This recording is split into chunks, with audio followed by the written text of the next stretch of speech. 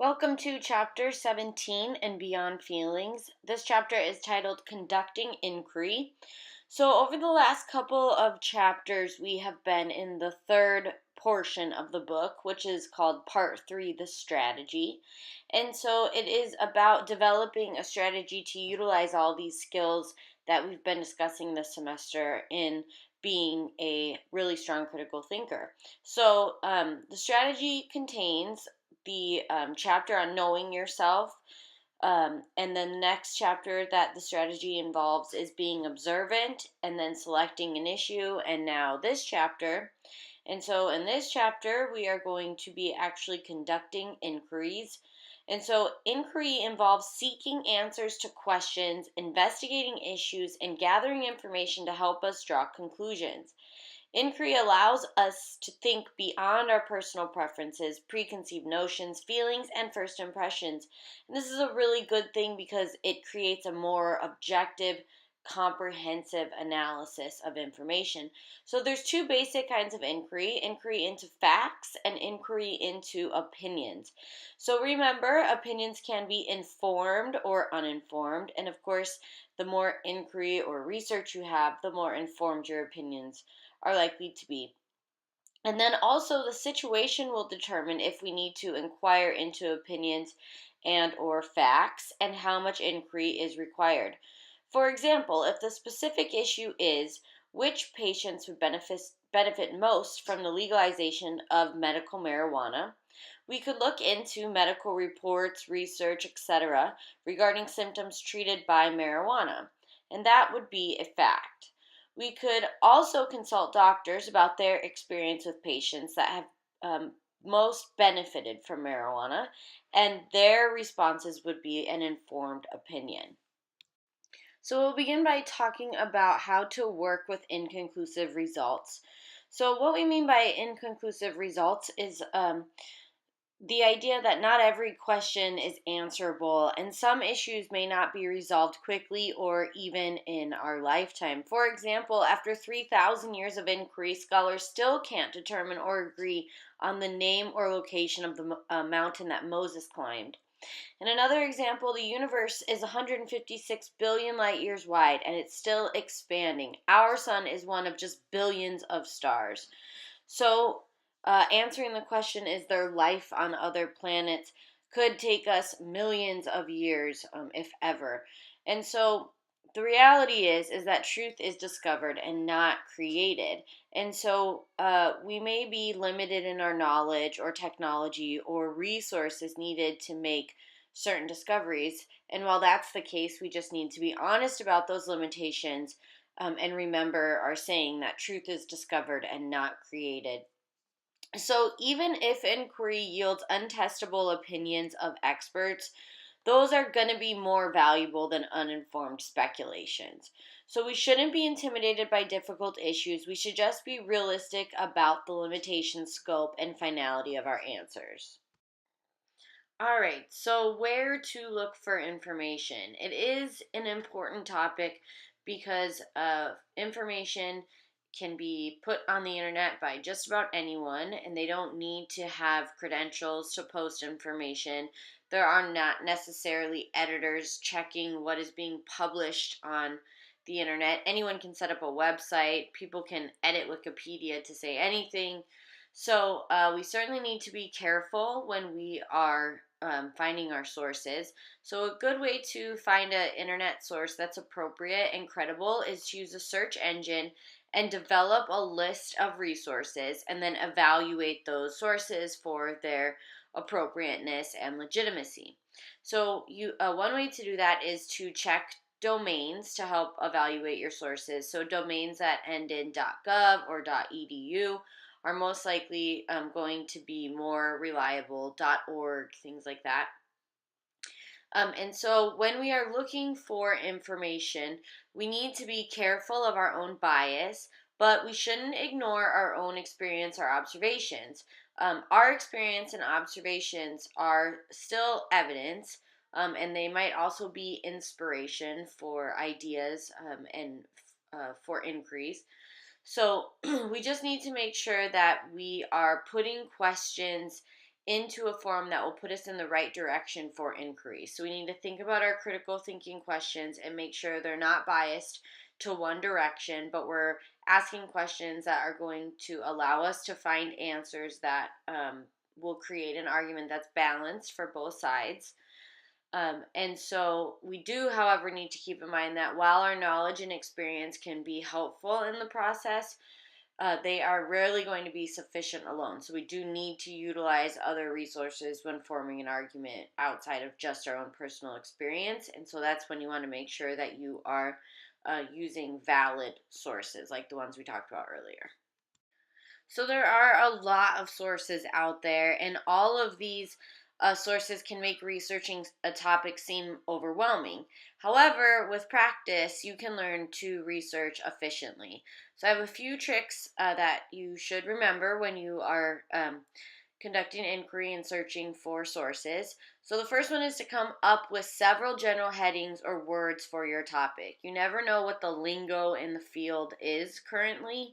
So maybe you are referring to aggressive acts by saying violence, but the rest of the scientific community is calling it aggressive acts, and you're searching violence and nothing's coming up. So you want to come up with several general headings or words for your topic. You might use a thesaurus to help you come up with a bunch of synonyms, and you can search those. You also want to check the reference page of, like if you're reading an article or a book, and that particular piece of media is right on the money when it comes to the topic you want to discuss. What you're going to do is work smarter, not harder, and instead of just kind of going back to the drawing board over and over and searching for articles in your topic or books in your topic, you just look at that article's reference page because you know that that article is already about stuff you're interested in. So just see where they got their information from, and you can kind of start going down that path, so to speak. And then the third step or trick is on internet searches, save resources to favorites. Click on similar pages to narrow your search even further. Number 4, always check publication dates to make sure your information is relevant or current. The next tip is to read abstracts and articles to make efficient use of time. So you don't have to read the entire scientific article. There's an abstract right at the beginning, which is a summary of the entire article. So just read those, and then if it sounds like it's the type of information you're looking for, then you can go ahead and read the entire article. Another tip is to make use of index or table of contents to find the information that is pertinent to your research. And then, of course, try to avoid distractions on internet searches. So try to stay off social media, ignore pop-ups, advertisements for shopping, things like that.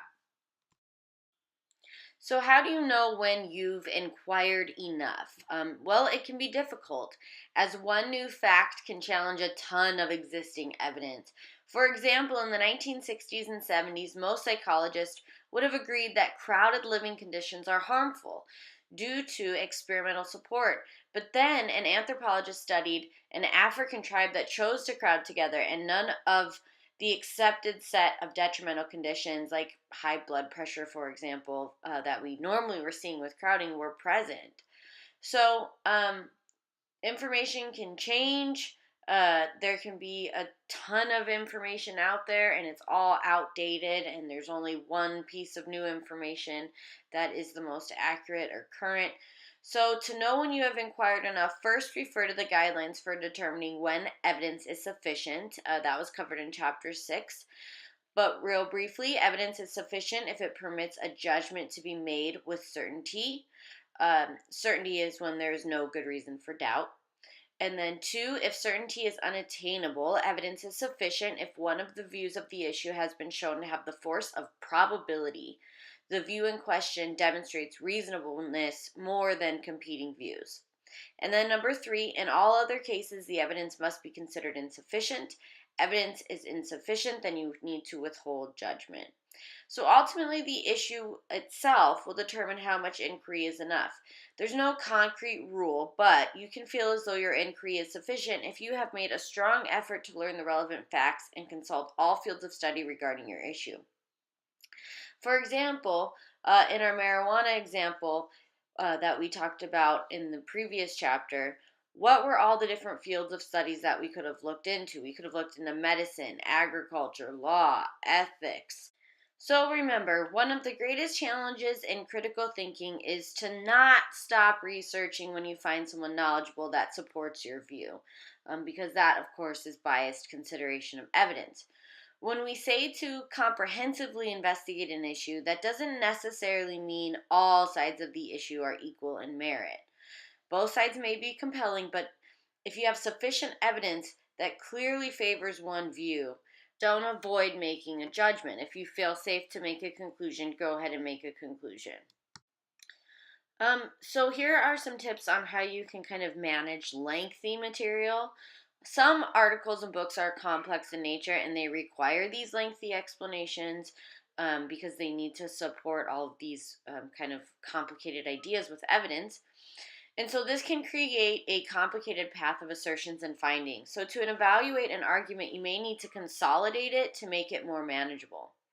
So the way you could do that is step one, after reading the article or book, go back and identify the key assertions. What was the key, or what were the key points in the argument? Look for topic sentences, subheadings, capital letters, italics, intensifying words like moreover, indeed, most important, or most significant. The second tip is to identify the author's conclusions. Especially look in the introduction or conclusion sections of the article or the first or last chapter of a book. And then, of course, look for words that signal conclusions like consequently, in conclusion, for these reasons, therefore. The third tip is to notice any qualifying words used in the key assertions or the conclusions. So authors will make assertions and then balance it in the next sentence. So look for words like many, several, sometimes, occasionally, however, but. So tip 4 is to note the amount, kinds, and sources of evidence used to support the assertion. So kind of do an evaluation of the evidence and make sure that the sources are appropriate and credible. And then tip 5, notice the conditions the author includes. So words like if, unless can greatly alter the meaning of a statement. For example, the USA should never fire a nuclear missile unless it is subjected to nuclear attack first. So that's a pretty big unless. And then tip 6, compose an accurate summary of the article or book from your analysis in steps 1 through 5. It could be about a paragraph, but it allows you to focus and analyze your argument. Okay, this is chapter 18 from Beyond Feelings. It's titled Forming a Judgment. So judgments are conclusions arrived at through examination of evidence and careful reasoning. They are the product of thinking, not feelings, which are unconscious and spontaneous. So judgments can be foolish or wise. Judgments are subject to error and can reflect misconceptions about truth, opinion, and knowledge, but our strategy promotes thoughtful judgments. The first part of our strategy is to know ourselves, which hopefully improves perception and guards against error. The second part of our strategy has to do with clarifying issues and conducting inquiry. So this prevents our thinking from being influenced by any preconceived notions or biases. And third, evaluating evidence to determine its meaning and its significance as well as its validity and credibility. Okay, so when it comes to evaluating evidence, one way to approach evaluation is to ask critical thinking questions. These questions were mentioned in chapter 6 for each type of evidence, but we'll recap some of them. So, for personal experience, some questions you could ask to evaluate that type of evidence would be: are the experiences typical or atypical? Are they sufficient in number and kind to support the conclusion? For surveys, you could ask, was the sample truly representative? Was there random assignment? Were the questions clear, unambiguous, and phrased objectively? Do other surveys corroborate the survey's findings? For eyewitness testimony, you could ask what circumstances surrounding the event could have distorted their perception. What circumstances since the event could have affected the eyewitness's recollection?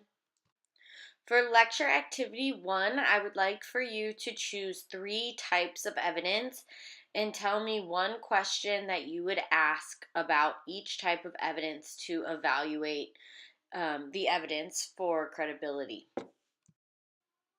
Okay, so when it comes to evaluating your source's arguments, an effective way for evaluating the argument is to use a summary. So you can ask appropriate questions in your analysis, and this will help to prevent you from making snap judgments. It will allow you to analyze each part of the argument individually for their strengths and weaknesses, and it provides a structure to arrange your thoughts. So the answers to these structured questions will make up your response to the argument. In writing, you can create an organized, logical thought process by answering those questions in order, like that funnel method that we talked about in another chapter. So, what I want you to do is consider this argument summary. Pretend a popular talk show host learns of this situation. A married woman works with another woman who is a lesbian. They often speak on the phone and spend time together outside of work. The woman's husband often gets angry when the woman talks about her coworker, receives phone calls from her, or hangs out with her outside of work. The talk show host makes the following argument summary.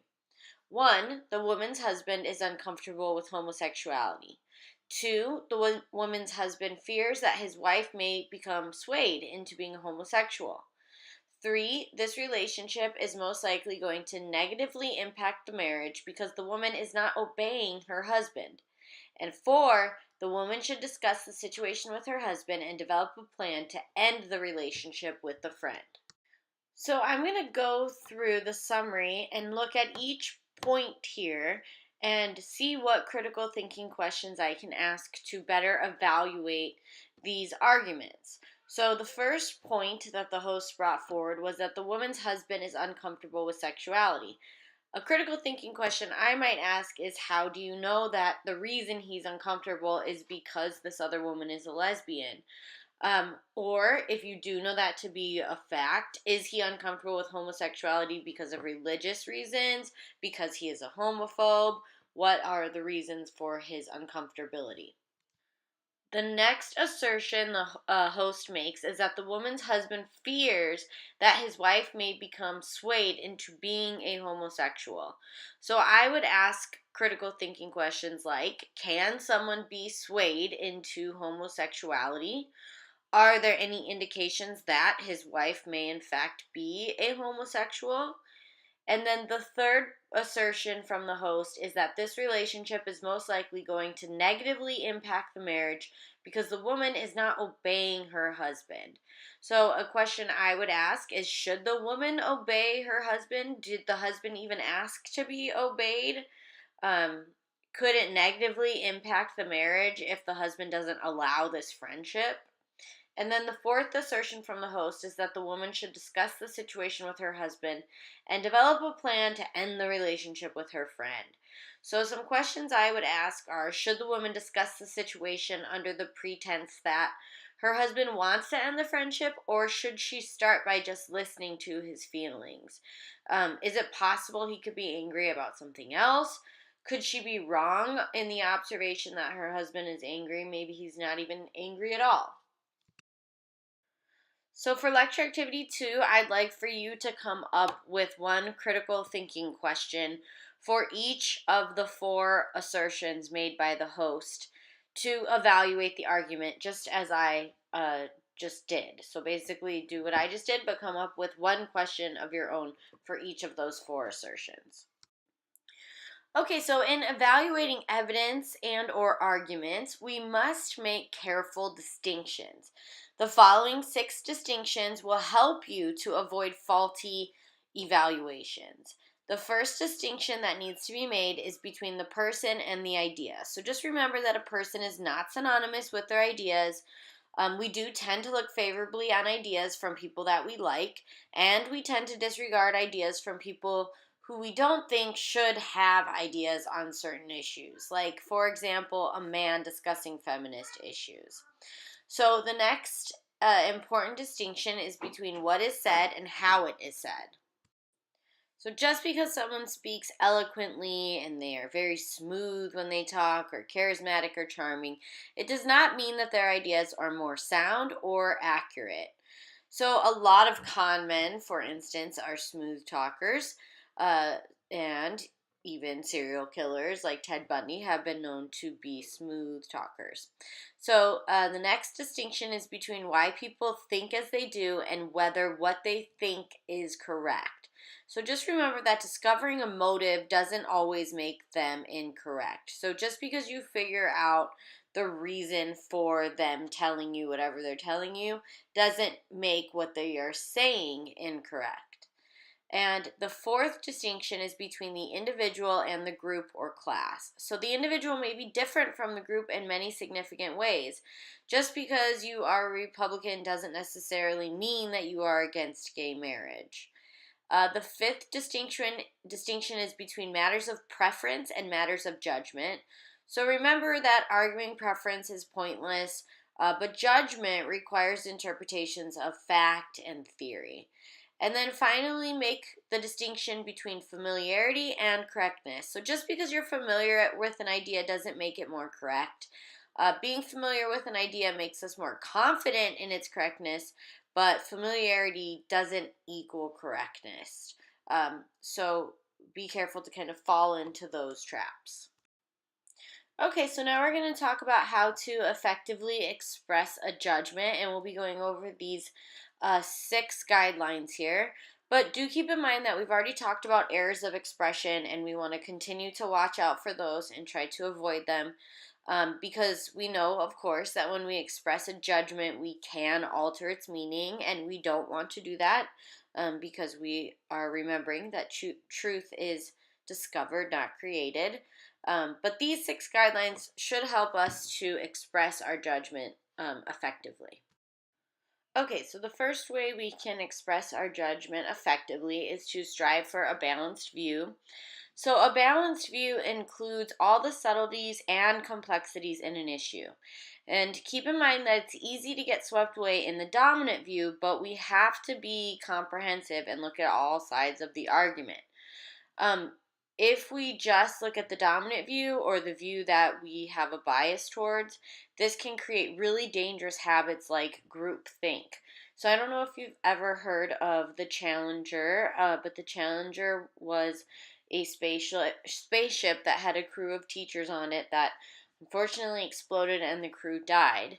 And one of the reasons for the explosion that NASA cited in their investigation in their report was groupthink, which is the phenomenon where everyone is working together on something and they kind of don't want to question or challenge one another, and they're all kind of biased in the same direction, and that can cause them to miss things. And one of the things that they missed was that they had been using a piece on the Challenger called the O-ring that wasn't going to be able to hold in the atmosphere. And other people were advising them of this, but because they were so deep in their group think and thinking that they were kind of the best and the brightest, these NASA engineers, and no one should challenge them, and they could never make a mistake. But unfortunately, they did make a mistake. So they went with the dominant view, they got swept away in it, and in this extreme example, it cost some people their lives. So we're going to watch a short documentary on that.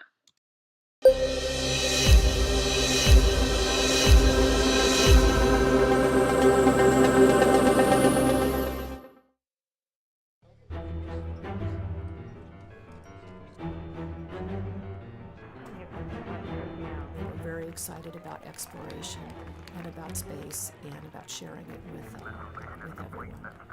The smiles on their faces and the extreme joy, they were really happy to be doing what they were doing. And we're at T-minus 9 minutes and counting. People thought that because the teacher would be on board that it might rejuvenate attention, but it did not. T-minus 7 minutes and counting. There weren't that many members here of the press. Pilot Mike Smith has given The mission has already been postponed several times due to mechanical problems and bad weather. Throughout the morning, engineers expressed concern about the unusually low temperatures. At 11:38 a.m., Challenger is cleared for launch. Ground launch sequencer program has been initiated.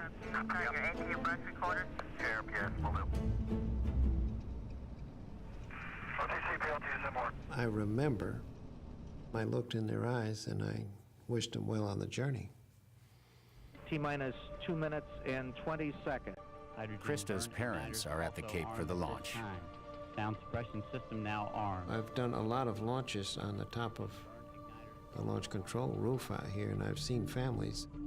They're worried, they're scared, they're in tears. That's not nice. T-minus 10, 9, 8, 7, 6. We have main engine start. 4, 3, 2, 1, and liftoff. We heard ignition, we heard liftoff. I heard the call throttle down. Everything was looking normal. I was watching the main engines. Roger, roll, Challenger. You're sitting there quietly rooting for them. You're sitting there quietly saying, "Go, Challenger, go, Challenger." Challenger now heading down range. Preparing to rethrottle the engines back up to 100%. It seemed to be just kind of crawling in space. One for the Guinness Book of Records with the size flight crew aboard. Go and throttle up. 3,305.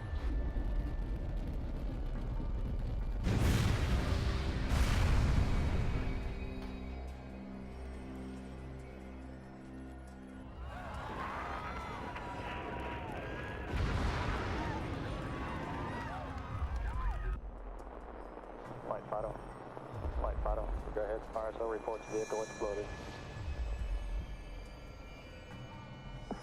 Flight controllers here looking very carefully at the situation. Seconds later, I happened to see sort of a flicker over on the TV.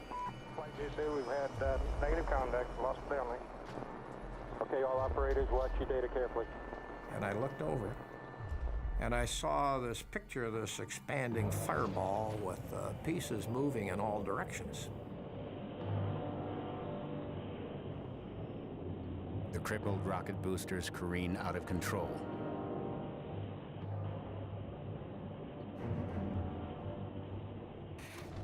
Specially declassified footage shows them being remotely destroyed.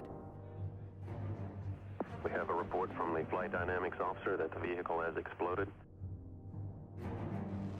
We're working with the flight director confirms that. Okay. We are looking at checking with the recovery forces to see what can be done at this point.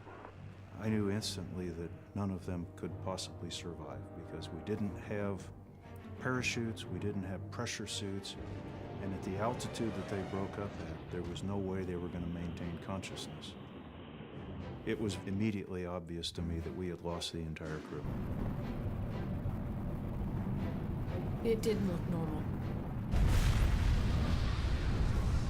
And I knew that from the amount of training that we had had and from the launch that we had seen previous that Krista and I had witnessed. We are now looking at all the... Very, very sad time.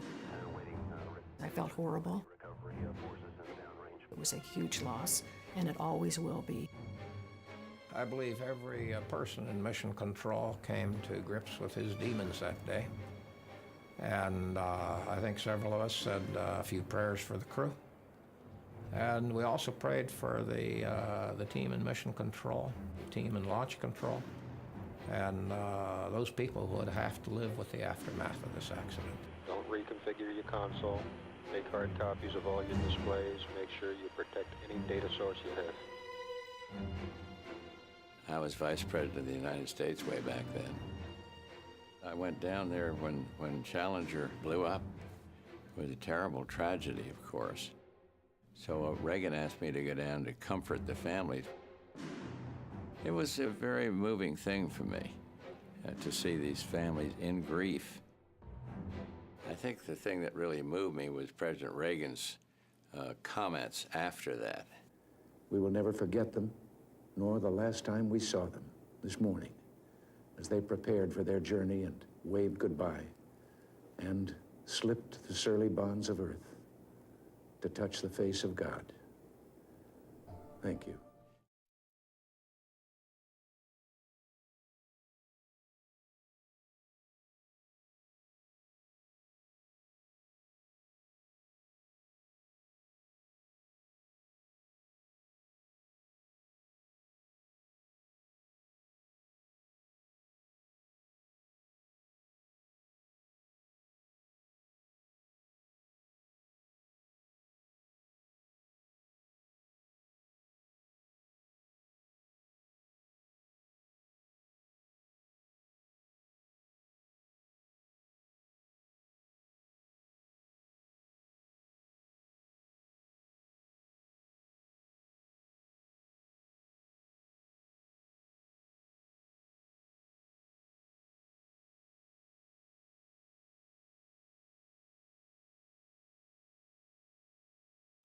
Okay, so we are back on this slide, how to strive for a balanced view. So we just talked about how to avoid getting swept away in the dominant view, or the reasons for that, for avoiding that. And then another thing to focus on is the idea that it's easy to go with what's familiar or popular, but we want to go with what is true and what's correct. And then it's especially easy if there are popular or emotional terms and language associated with the view to not have like a balanced perspective. So if there are buzzwords or words that people have heard before that are familiar to them, or words that evoke an emotional response, those arguments tend to be a little bit more compelling and a little bit more persuasive. And so we want to be cautious about being swept away by those or using them and distorting the meaning of our argument or our assertion. So we want to also remember to look for the neglected sides of the argument, and if there is good reason, then we should challenge the dominant view. So when there is not enough evidence, we should withhold a judgment. However, we still should discuss which judgment is most probable and what judgment is supported with the most evidence. So, for example, we may not be able to say that smoking causes lung cancer definitively, but it would be very irresponsible for doctors to not discuss the probability of cigarettes causing lung cancer.